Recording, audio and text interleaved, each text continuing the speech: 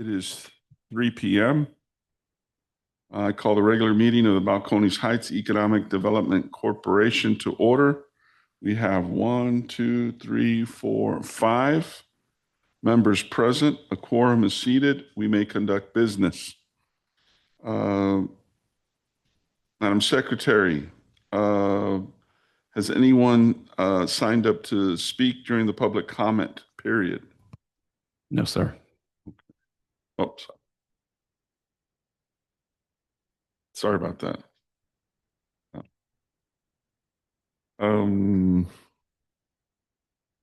Okay, call to order, public comment, consent agenda. Moving on to the consent agenda. We have one, the approval of minutes, and then the approval of the financial report, which should be in your packets. So let us see here.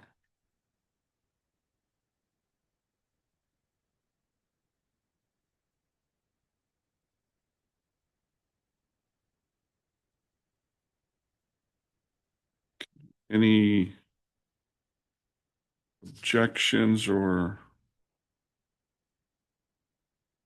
let's see here. I see two, one from dated November 9th. What is, and then one dated, hold on.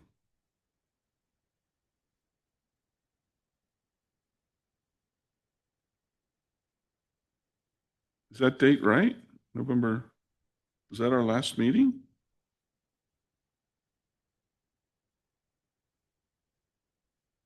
On the first page, Mr. Bravo?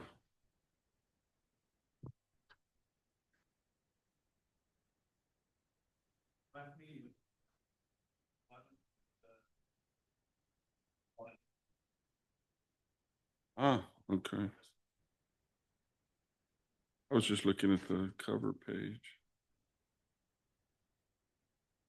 I think it's a typo. Yeah. On Sunday.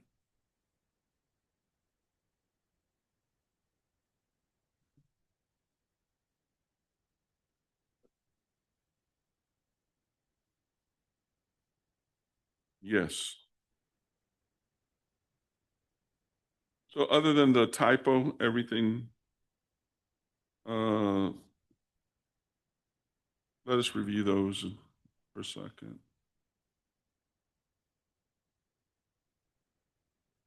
On October the 9th, Mr. Chairman, I don't show anything on my calendar.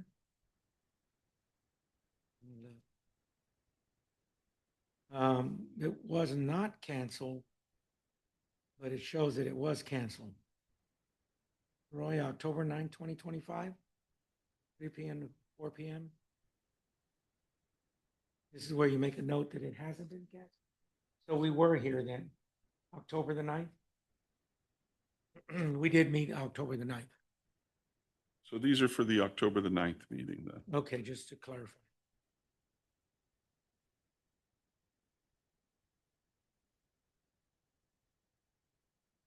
Is there a motion to approve the minutes subject to the change on the date of October 9th? I'll motion to approve. Is there a second? I'll second. All those in favor? Aye. Aye. All those opposed? And, the motion passes. We have the financial report.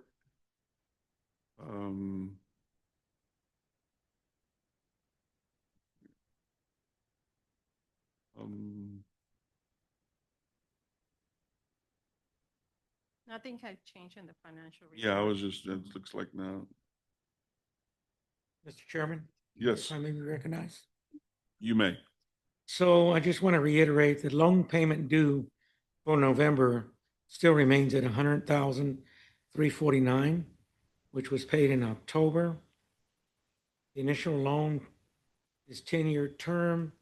The city took out at $5.4 million with a 3.79% interest rate.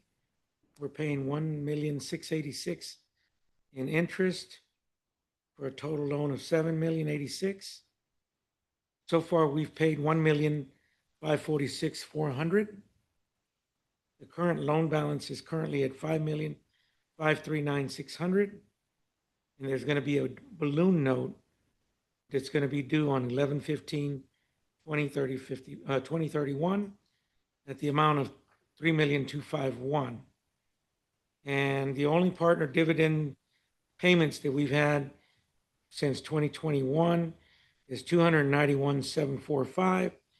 There were no dividends paid to the EDC or the city this last month. That's correct. Okay, just want to put that into the record.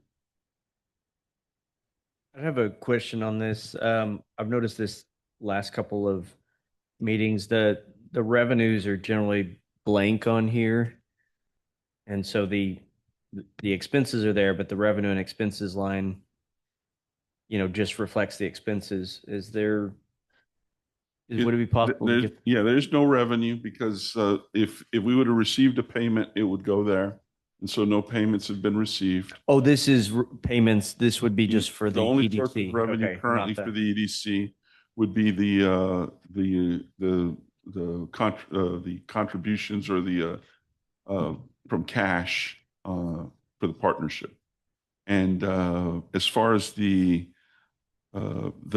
expense, the 437 is that's the amount that we have to pay the bank quarterly. That's We pay just the lock on 100,341. Yeah. Okay. Yeah. Not just wanna interest make alone, Mayor. There is some The principal in that.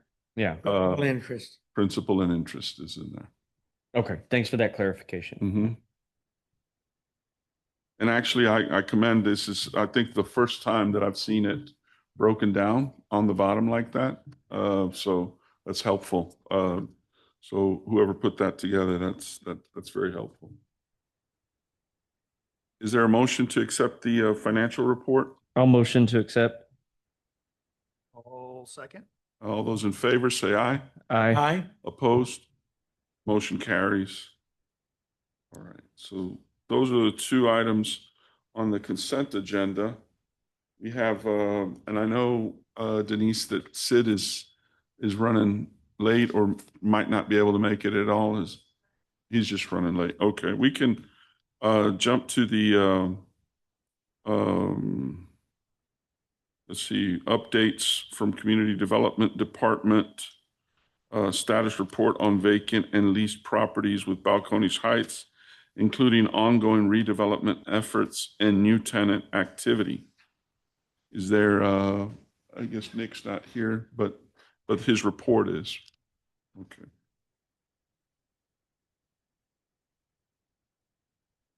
I can answer any questions that you Okay. have. Thank you, Maria. So it looks like, and we just drove by there a few minutes ago, saw that the Scooters Coffee is very near completion. It looks like they're finally finishing all that up. Yes, this week they're installing utilities, so it's coming along. They should finish pretty soon. Got it. And Tacos de Mama, where is that? 4515? That is the blue building. I think it was seafood place before. But now it's Tacos de Mama, and it's supposedly very good. I haven't been there, but they opened recently, and then the other one is Petal Floral Company on I-10. And that's in the business park, the flex space on the other side then? Is that where that is, or is this on the, I'm not sure where this is. or is it on the other side, over by the Sea and Ski or one of those? Okay. Yeah, Joe will look it up. They're both sales tax generating. Yes, they are, so it's good. Okay, and then a lot of these are just stuff that we're already Yeah, you see, no. still on the list. Others. And then the Hillcrest renovation, we're at 60% complete. We're pushing it to probably start construction in 2026. ideally. But we're still chugging along on that one.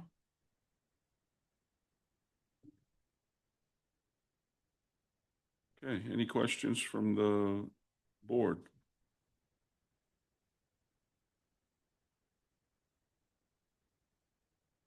Thank you, Ms. Hernandez. Appreciate that. Appreciate the updates. Very good.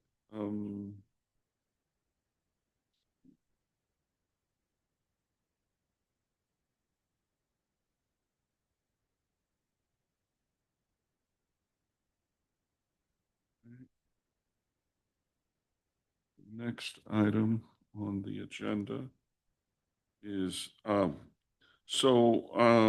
this is actually, I placed this on the agenda, I'd requested, in order to assist with, some data gathering is, a subscription to the Placer.ai platform, and I've shared that, with a couple of folks on the board, such as business owners or operators of businesses. It's essentially a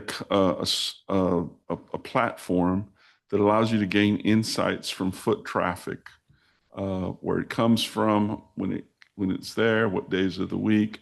Actually, I've used it already because we have we haven't paid for it just yet, but we're in the process of doing that. But there's a period where we can sort of kick the tires on it. And so I took advantage of it and actually kind of used some of your businesses as guinea pigs, and just wanted to get feedback on that and what folks thought about it, if they had an opinion one way or the other, on the use of it, or, whether or not it's about $10,000 a year, which works to a little under $100,000 a month. So it's not cheap, but especially with respect to figuring out things like foot traffic, especially from one of the things that we intend on using it for is where visitors come from. And I've already run a report. A lot of folks come from out of town, and so one of the things you can do is you can create what's called a geofence around any building, and then it will tell you where the people came from who stayed in that building, for how long they were there, and all that kind of stuff. So it's really been very helpful to me to figure out, for example, who stays at the Spring Hill Suites. And it's disproportionately people from the Houston area, for example, and stuff like that. Even giving me heat maps as to where they live, right? The data is all and it's made anonymous. I don't know, and then anonymized or whatever it's called, right? So you can't really figure out who that is or what have you. But I've found it tremendously useful in beginning to understand where people are coming from, how long they stay, and all that kind of stuff. But I know that many of probably your businesses do some internal stuff as well. And I'm just curious to see if this even just comports with what you anecdotally know or what have you. I have a little bit of experience with it. We we looked at it for our franchise business. Yeah, it's extremely robust. We ended up working with a company called Smappin, which does a similar thing. It's just a much lower price point. I don't think it's quite as robust as Placer AI, but depending on, might be worth just putting them side by side. We're using it more for, selecting locations, but so I don't know if it does the tracking of the anonymous data, but just to put another option out there. But yeah, that platform is robust. Thank you. I looked at it for the hospital. I was actually planning to do a zip code analysis overlay of it, because we could probably kind of determine the precision of the information, but directionally it looks correct in terms of our census by day of week. Some of the interesting dynamics that don't necessarily correlate to what we see from a patient population, I would say, is the age range, because we generally tend to serve an older population. But I think it's pretty interesting, but I have a little homework to do to kind of Yeah, no, see it. just, Yeah. and I sense that, it's visitors, not Yeah. necessarily folks staying. So it could be people that visit Yeah, people that are in family. the hospital and Exactly. stuff like that. So, Yeah. I think I've thought about this as just like how can we utilize a hospital to support or better support local businesses here, especially because there's not like a robust amount of places to eat and kind of hang out. And so getting the list of incoming businesses is helpful because I think we could do a better job of supporting our local businesses. yeah, okay. And I don't know if you had a Yeah, chance. if you want, No, when just, your sense of it, Yeah. if, if it jibes even, somewhat, we talked a little Yeah, bit about it. we ran into each Yeah, other a few days at ago and WOTA. talked about it. The big thing was that you also ran numbers of other stores, play stores, Mhm. and so the numbers seem to match. Okay. Yeah. Yeah, I think on an experimental basis, I think it seems to be very, and this would be information that we can, share with small businesses if they're interested in doing it. I think our license permits us to do that as the EDC. So for example, if a particular business, I'll just say the Gold's Gym or the mall or whoever is interested in sort of finding out a little bit more about how, where their folks come from and where they go after they visit. Um, you know, even that I think is like you say, useful to know. So I think, we'll probably end up subscribing and figuring out a way to helping business to use that information, basically monetize that information in some way. And it does other stuff. Honestly, I just started messing with it. So, and I get the sense that there's a lot of things that you can do with it. So, the more we dig into it, maybe there we get Nick or someone or Roy or somebody or Joe, or I'm not sure who, but someone else to sort of kick the tires on it and see how the city can also potentially benefit from it. Just to, so it's not just a cool toy to play around with, and perhaps there's a sense of how we can maximize the return on I just so everyone knows, I brought this platform to the attention of Maria and Roger when it originally came before me. I'm constantly on the lookout for tools of the trade or industry, what we're trying to achieve on the board. And so I recognize this as a potential AI tool that would help develop a platform for what we were trying to accomplish to get to where we're at right now. And I can tell you 3 areas, in my opinion, that it has been very beneficial is in the governmental collaboration and the building of the alliance with our partners, which I'll be talking about real soon with. In our communications with building these intergovernmental relationships that we've established thus far, it's very helpful, and we use the AI platform to develop the numbers and the information that they were very well impressed that it matched their numbers as well, but ours from a broader perspective of how it would help us collaborate and why it was important. And I'll give you an example. When we showed via the ridership potentials or the new silver line that they're putting in and this bus line that they're presenting, it matched almost perfectly in line with what they were telling us that why we think we could probably work together. So that was helpful, very helpful, because we showed them in real time, like, here's the scale of it, and this is what you can be looking at. And this is the density of where the buildings probably can go and traffic flow. All of that was very helpful. It also was very helpful in as early as this morning in our discussions with our partners for the mall. We had our matrix available to us that they had theirs as well, but we were able to compare.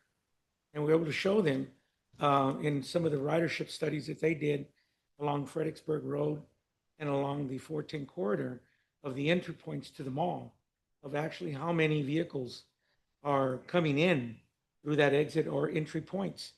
And we were able to match some of that with ours, the AI generated stuff that we got. So it was helpful in that dialogue because we were all speaking the same language. They understood, we understood, and we understood that they understood us. So that did help us in that. I think on the developer side, Mr. Chairman, that AI platform is going to help us match the materials of the matrix of whatever business models that are being considered by the entity that we're going to be incorporating in, which I think it's going to be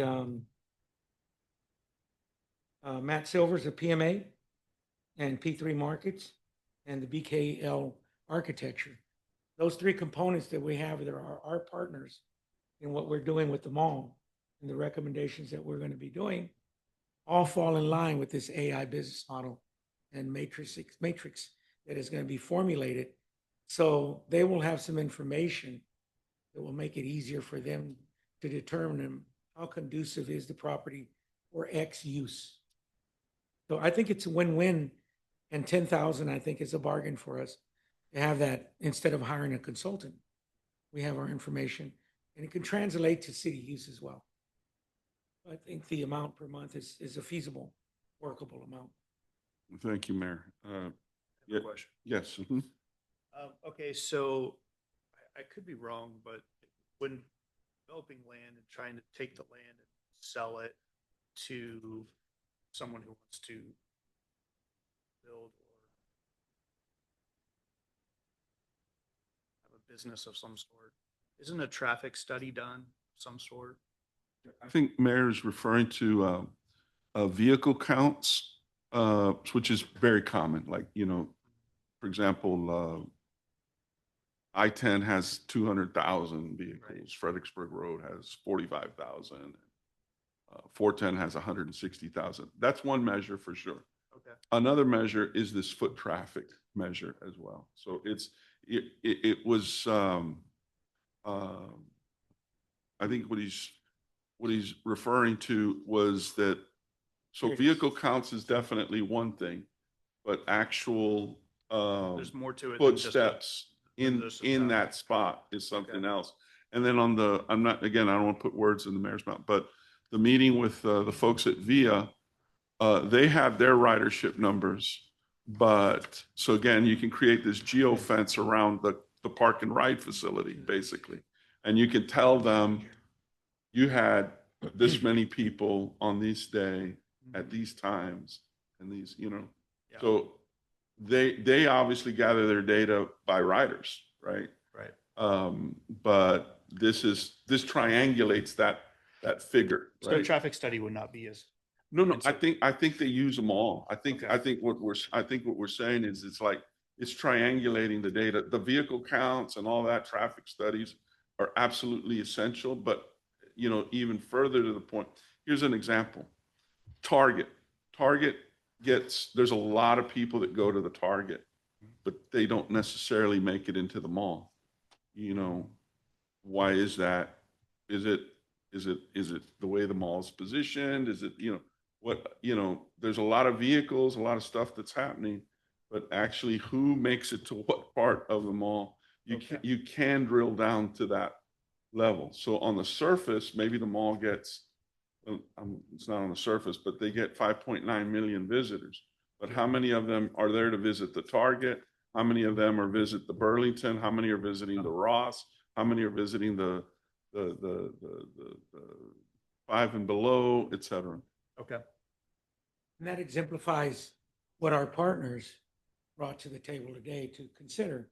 And if you look at that number, you're looking at 263,957 cars per day pass right there, right where the mall is at. That triangulates or goes in to 96 million a year, people that pass through there. Vehicles at 365 days out of the year, at a year. So that's helpful as we're trying to determine, one, the asset of the value of the asset. Two, what is, when the entities we bring in that are going to consult with us as to this best use that the general partnership can agree to together, gives us the ammunition to collectively agree on a clear path. So I think that's where I see the value in this. Obviously, I think we should look at the other one as well, compare, apples to oranges or whatever we may want to do. But I'm receptive to anything, Mr. Chairman. Yeah, and Mayor, I just want to, again, many folks say, hey, we want to take a data-driven approach, or we want to, but then they don't invest in any data. They don't invest in, they just kind of, it's just kind of becomes a Yeah. catchphrase, but the fact that you brought this to our attention and, we kick the tires on it. And, again, if we end up in a long-term relationship with these folks, or don't, at least we're evaluating the tools that are available to us, right? Were you wanting an action item on it? No, you're, Would you Mayor, like, I board? think we could just,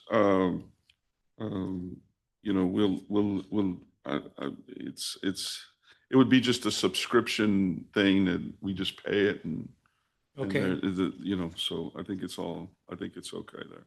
all right. The next item, if it's okay, we'll move to the nomination and selection of a vice chair. I don't know if there's any nominations for, if anyone wants to make a nomination for vice chair. I'd like to nominate Mr. Jeremy Jacob. I'll accept. Is there a second? Oh, there you go. So you got to accept. I'll second. Okay, I accept. Very good. So hearing a nomination for Mr. Jeremy Jacob to be the vice chair for the Balcones Heights Economic Development Corporation, we'll now put this to a vote. All those in favor, say aye. Aye. All those opposed? In the opinion of the chair, the ayes have it. Congratulations, Mr. Jacob, on your appointment or to vice chair. Thank you. All right, so, and Sid's still not around, but I guess what we can do is we have a short briefing in executive session about Wonderland of the Americas, Crossroad Partners Limited. So we'll do that if that's okay, and then Mr. Chairman, yeah. may I ask if it's okay? I'd like to read something into that I prepared for the absolutely, record. It might take up a little of the time while we're waiting for Sid. absolutely, the And then floor we is can do all that. yours. Okay. So I'd like to read this into the record, and I'm going to do the same with the city council. I think it's important that this clarifies the position of this board and the position of the city. So good afternoon. I want to begin by acknowledging the work that's been done to get us to this point. Wonderland of America remains one of the most significant assets in Balcones Heights, not only from a fiscal standpoint, but as a reflection of who we are and what we're building toward as a community. Over the last several months, this council and our Economic Development Corporation have taken a hard look at every component tied to our shared interest, operations and performance, transparency and long-term alignment with the city's strategic vision. Our residents and taxpayers deserve nothing less than the full accountability and clarity when it comes to how this property is managed, how revenues are handled, and how decisions are made. We're entering a period where expectations will be defined not by what was customary in the past, but by what is required to move forward. Measured, transparent, and tied directly to results. That's not criticism. It's the natural evolution of a partnership that must serve the public interest first. I want everyone here to understand the city's intent is not to micromanage, but to ensure stewardship. We are aligning structure with responsibility so that every dollar, every lease, and every decision at Wonderland advances the broader goals of revitalization and fiscal sustainability. As we move into this next phase, I'm confident that we can create a model here, a modern, accountable framework that balances private investment with public purpose. That's the spirit in which we've gathered today. As we move into this next phase, I'm confident that we can create a model here, a modern, accountable framework that balances private investment with public purpose. That's the spirit, as I mentioned, that we are gathered today. And I wanted to repeat that because that's important that we understand that we're in this together. I want to take a moment to acknowledge the letters of support that the city has received from our regional and state partners regarding the redevelopment of Wonderland of the Americas. These expressions of confidence are more than symbolic. They affirm that what we are undertaking here in Balcones Heights is viewed as essential to the broader regional framework for mobility, housing, and economic revitalization. First, I want to make you aware of some of the intergovernmental work that we've been engaged in. First, Via Metropolitan Transit and its CEO, John Gary Herrera, recognize the strategic role that Wonderland plays as both a transit hub and a community anchor. Via support for including its parcels with the master plan underscores a shared commitment to trans-oriented redevelopment, linking people, jobs, and opportunity in one connected place. That matches their strategic mission and goals of Via as well, that has been publicly put out. I also want to recognize Senator Jose Menendez, whose district office sits right here on our property.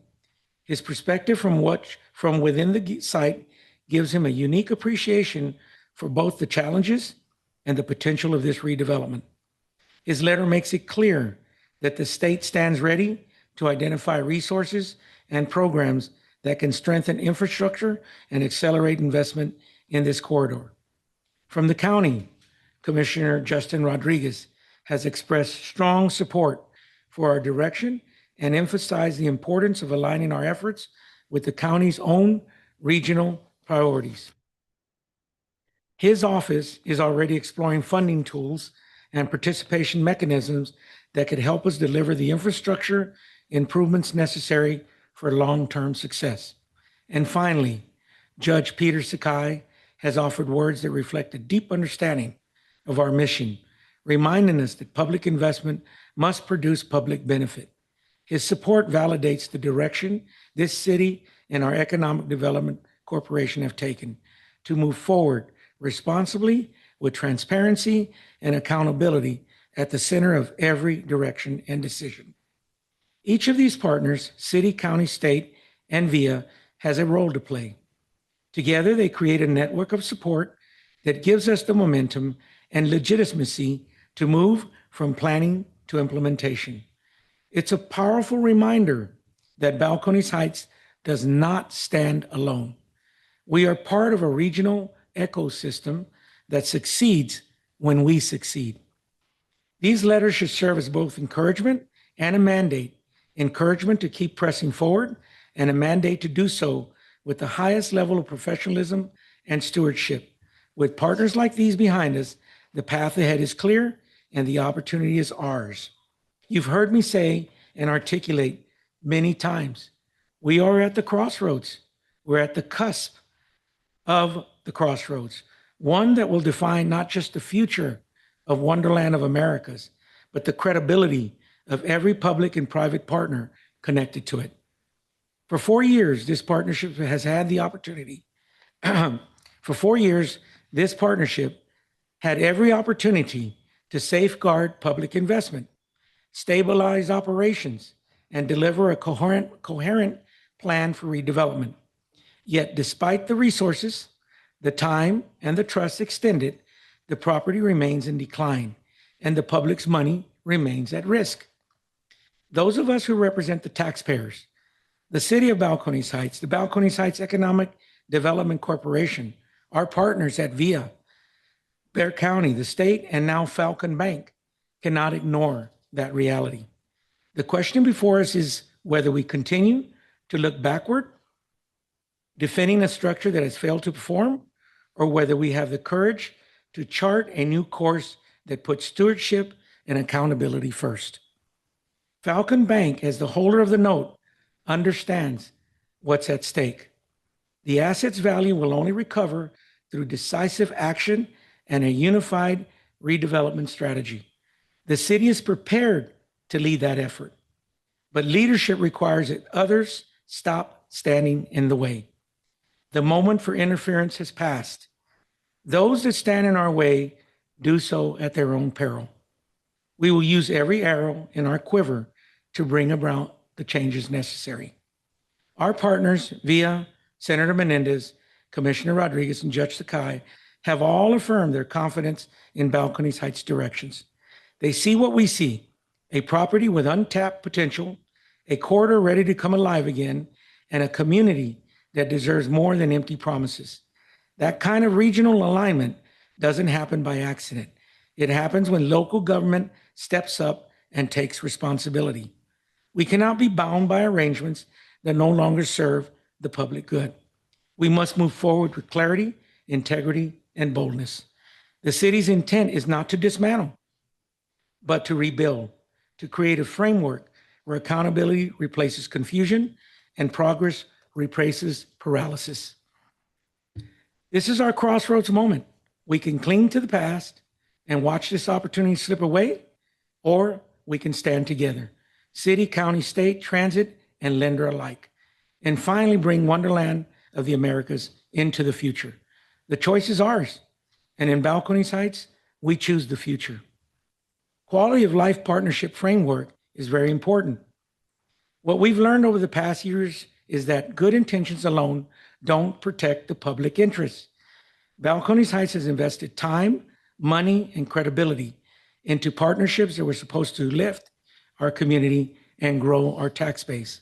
Some worked, others taught us hard lessons. Those lessons are exactly why this new quality of life partnership framework matters. Chairman Enriquez and the Economic Development Corporation have laid out a clear vision for how we move forward, smarter, fairer, and stronger. The message is simple. Every dollar of public investment must produce a public return. Every partnership must be transparent, accountable, and aligned with our long-term goals. For too long, projects were negotiated in a way that left the public guessing about who benefited and how. We can't afford that anymore. The white paper gives us a structure, a set of guardrails to make sure our deals create real community value, local jobs, safer streets, green spaces, and small business opportunities. We're not against private investment. We're for partnerships that actually work. The framework embraces what good government should always do: invite innovation, but insist on accountability. It calls for independent financial reviews, performance guarantees, and community benefit agreements, tools that make sure risk is shared and reward is earned. This approach isn't just policy, it's cultural change. It says to our residents that their trust comes first, and to our private partners that Balcones Heights is open for business, but only for business done right. It links everything we do to the Quality of Life Plan and the Master Plan 2040. So our progress isn't measured by square footage alone, but by the well-being of the people who live and work here. In practical terms, this means that as we look to redevelop Wonderland of the Americas and other major sites, we will not repeat mistakes of the past. We will measure success by the outcomes we can see and touch: walkable streets, thriving storefronts, new housing options, and public spaces that bring people together. Balcones Heights is small in size, but strategic in position. If we lead with discipline and vision, we can model how cities our size turn public-private partnerships into engines of community prosperity. This is how we safeguard the future, by demanding that partnership and accountability travel together. That's the promise of the framework, and it's the standard we intend to uphold. The master plan for the Wonderland of the Americas is the centerpiece of our city, strategically located, rich with potential, and central to our future prosperity. Yet to unlock the potential, we must move beyond the talk and into disciplined, data-driven planning that reflects both our community values and our economic realities. To achieve that balance, the city and the Balcones Heights Economic Development Corporation will engage 3 professionals whose combined experience represents the best interest in their respective fields. First, Mr. Juan Saldaña of P3 Markets brings deep expertise in structuring public-private partnerships that align public purpose with private investment. His background in navigating complex financing tools, such as tax increment reinvestment zones, opportunity zones, and new market tax credits, will ensure that our redevelopment framework attracts capital without compromising accountability. Second, Matt Silvers of PMA Inc. in Austin is a respected project manager and a financial analyst who has advised cities and institutions across Texas on redevelopment, feasibility, and long-term fiscal sustainability. His role will be to ground our vision in rigorous financial modeling so that every concept for Wonderland is tied to realistic assumptions about revenue, risk, and return. And third, to our team is Danielle Tillman of BKL Architecture in Chicago. She brings a national reputation for designing vibrant, human-centered urban spaces. Her firm has reimagined downtown corridors, civic centers, and mixed-use districts that successfully blend culture, commerce, and community. Her work will help us translate ambition into design, a city center that feels alive, welcoming, and uniquely Balcones Heights. Together, these 3 professionals will guide us through a process that produces more than a redevelopment plan. It will produce a roadmap for a thriving city center that honors our history, serves our residents, and strengthens our tax base for decades to come. This is not about creating another project. It's about creating a legacy, a plan built on transparency, collaboration, professional excellence that will ensure that Wonderland of the America involves and evolves into what it was meant to be, the heart of a connected, prosperous, and resilient Balcones Heights. In closing, my statement on the initial review of the new partnership agreement. After my first look into the new partnership agreement, it feels a little bit like this. You own the racetrack. You own the car. You pick the driver, and we're just the crew standing by the track, filling the tank, changing the tires, and talking to the driver through a headset. That's what this agreement feels like to me. We're doing the work, keeping things moving, and putting in the resources, but we don't get a say in where the car goes, how fast it runs, or when it pulls into the pit. In other words, we're responsible for performance. I will repeat this. In other words, we are responsible for performance without any control over the direction. If this partnership is truly meant to work, that balance has to change. A race team does not win when the pit crew is treated like spectators. It wins when everyone, owners, drivers, and the crew, has a voice in strategy and a shared stake in the outcome. And what it means is that when the Wonderland of Americas and the city of Balcones Heights entered into an agreement, that agreement wasn't really with the city and the administration. The agreement was with the taxpayers of Balcones Heights. And that is the true definition and meaning of a true public-private partnership. And that is not true today. But rather than worry about the blood type, we're just going to stop the bleeding.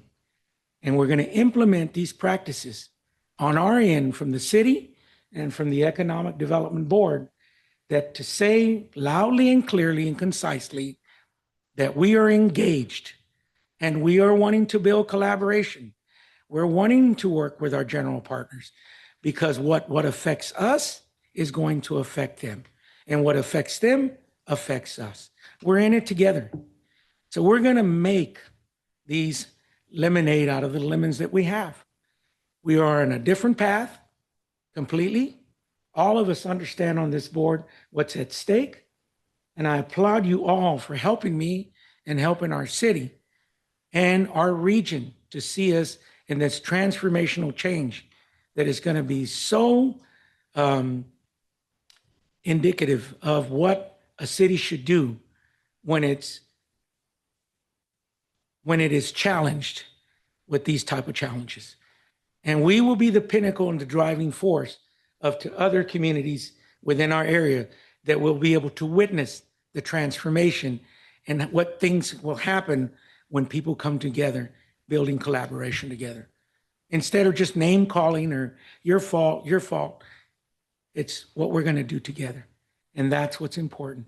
And I heard our partners today say that they were so enlightened, they were so grateful that they finally have a true partner in this board, in the council, in the leadership that is engaging and making it very clear of where our position is at. Because that gives them a very transparent and a very clear vision of where they need to drive their race car. And we'll both win the race together. So I hope that this message, I wanted to read it because I didn't want it to be ambiguous. I want it to be very clear as to what the position under my administration and what I'm trying to advocate on behalf of the citizens of Balcones Heights. And the reason I have such a strong interest in it is not because of the position of being in mayor, it's because I live here. This is a generational decision that we will be making for our people live here in our community and for the region and for the investment of our homes that we live in here, that we turn over our properties to our generations that are coming forth. And they will have an investment, that there will be something for them to be able to see that the economic return from our decisions will have a direct impact on their fiscal management of their asset. And then the city will win itself because it'll increase revenues and we will decrease expenditures and increase revenues. And that's the name of the game. So thank you very much for your attention. I know it was a little long, but I wanted to make sure it covered a little bit everything. And just so you know, I'll be going in surgery on the 14th to fix this little throat problem that I have. And you're going to get rest from me for about 3-4 days. So you don't have to listen to me anymore. Thank you, Mayor. Yes. 3 or 4 days. Oh, my Go gosh. for peace. So thank you. Thank you very much. And please, I'd like to applaud you because without you guys, this wouldn't have been done. Thank you, board, for doing this. Thank you, council, very much. Mr. Burton, Mayor Pro Tem Pierce, thank you so much for putting us on this path. Thank you, and staff. Well, thank you, Mayor. Yes, Thank sir. you very Thank you, much for Mr. that. Chairman. And Sid Weiss is here. Sid, did you, you were on, we moved down on the agenda. And so if you don't mind, we'll come back up to you. Updates from Crossroads Limited Partner on the Wonderland of the Americas Mall. Thank you, Mr. Chairman. I would just like to echo the mayor's comments by saying this side of the partnership is absolutely 100% behind his support and his vision and where the property is headed. And the leadership will be with the EDC board, not with me. So I think it's very clear that the team's the same, but the leadership's changing. Well, thank you for that, Sid. Mr. Chairman, I have a question. If I hand out quarterly reports, Yes. does that become public information? Let me get, Because it is confidential. It is. does. Becomes a public document. So if I It have hope, to be an executive session. so if I give it to you in an executive session, Yes. it's, Then it's not Okay. privy to the public. okay. We do have one item to hand out, though. I'm sorry, Mr. Chairman. I didn't mean that. no, go right Yeah, ahead. no, Thank you for without your permission. direction. No, Forgive me. I appreciate that. I'm sorry? No, it's an exchange between the mayor and I didn't, he knows the rules way better than I do. So I'm grateful for his input on that. All right. Go ahead, Sid. What you're receiving is a letter from our structural engineer that basically says the Fred garage is not going to fall down and it's safe, but it needs repairs and maintenance. And we've done some minor repairs to be sure that things are not exposed like rebar and things like that and to stop the bleeding. But we do need to waterproof the top level, and that will stop the water from coming down and eroding the concrete. So we're getting bids on that, and I should have the second bid tomorrow, and we'll advise the board at the appropriate time of that information. Mr. Weiss, I have a question about when you say waterproofing, what do you mean? It's a sealant basically that Okay.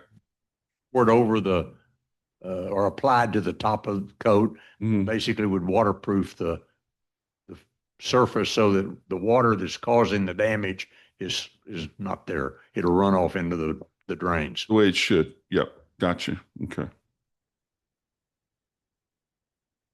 The other issue would be the budget approval and comments or questions on the budget. On that, Sid, as you know, I had been, I had some budget questions. I've had most of those addressed by Denise, who's been wonderful in getting back to me on all of this, and primarily, Sid, and I mentioned it earlier in our meeting. We will we really, I think, need to explore containing costs around janitorial contract and potentially the security contract. Are you amenable to having discussions around potentially looking at those two areas? I mean, it's close to $1 million if you come if I'm more or less on the money. It's right at $1 million in security and in janitorial costs. Absolutely, Mr. Chairman, but I will tell you, we've done past research and studies. At one time, 100% of our housekeeping was third party. At one time, it was all in-house, and we've bifurcated it to have the professionals do the medical cleaning and the in-house do the exterior common area. But we'll be more than happy to relook at that cost again and bring back to you alternatives. Second issue on security, we talked about cutting some security costs, and the last board did not want to explore that. But I would offer the option to the board that there is a way to cut security costs. We have cameras. We got 69 cameras throughout the property, and they're all visible on the screens in the security room. Those same security cameras are visible to the police chief at the police chief's office on the same screens at the same time. We could put someone in that room watching those cameras and probably be as effective or more effective than having a security guy with a uniform walking around doing nothing. But the prior board didn't see it that way, so we didn't pursue it. But I would bring to the board at the next meeting an alternative if that's something that would like to be seen. I think so, Sid. It's just, I mean, it's, you know, with the insurance issues and the reset that we're anticipating in November and December, or thereabouts, it was something's got to, we have to take a hard look at that. And the other stuff, I can get with you on, but those I think were the ones that perhaps if we could at least gleam out some, 10% or something, we could. We have, since the budget's been prepared, terminated a leasing person. Mm-hmm. So, and the reason I was late today is I was meeting with Transwestern, the leasing company. Mm-hmm. I'll give you that brief in a few minutes, but we were able to substantially cut money from the number that's on the current budget. Okay. Very good. I don't know if anybody else had any questions on the budgets or anything. Okay. Sid, did you want to, for the other part of this, we'll just move that over to executive. Would If prefer. that's all right with you. Thank you, Mr. Chairman. It is, let me read this. It is 3:55 p.m. We move into executive session. The recording secretary will pause the recording.